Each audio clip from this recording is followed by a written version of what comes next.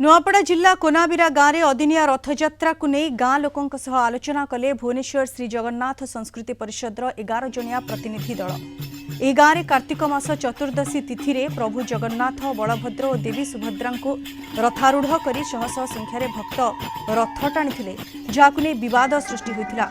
यह घटना भुवनेश्वर श्री जगन्नाथ संस्कृति परिषदर एक 11 जनिया टीम कोनाबिरा गाँव में पहुंची मंदिर परिचालना कमिटी पूजक और गाँ लोकों आलोचना कर दीर्घ 2 घंटा धरी आलोचना होता। जगन्नाथ पूजा नीतिकांति और अदिनिया रथटଣା प्रसंग को नहीं सविशेष आलोचना करते।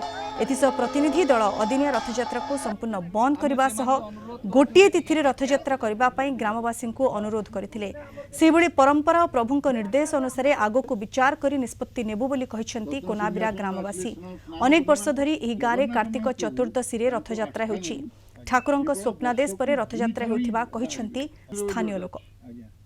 ये समग्र पृथ्वी रे गोटे तिथि ही रथयात्रा करार विधि रही एवं से विधि स्कंद पुराण लिखाई।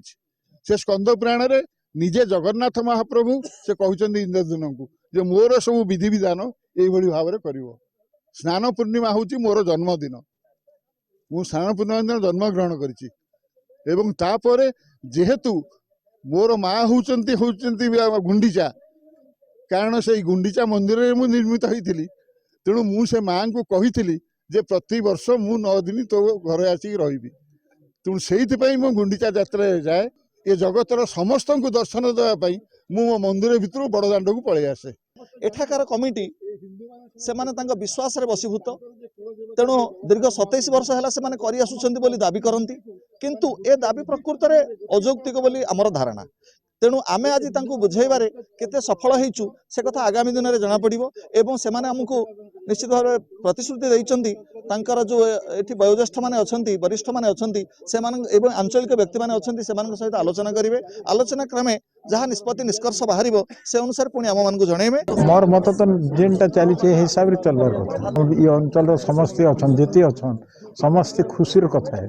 प्रशासक जेती अछन हमर अंचल लोग से माने जदी एकमत हिसाब रे कहबे बेले से सुविधा जेन जिन दिन कहबे से दिन कर्मा। जेन पूजक थिले हमर बापा श्रीमान गोरसमा जी आमर काका थिले आविर्भाव जाग होतिले प्रसन्न होतिले दिग्जन माझी से माने कहले प्रभु आमर एते संबल नहीं आर आमे 3टा रथ निर्माण नहीं करि पारू आर आमे गोटे रथ रे 3टा मंडप तैयार करमु।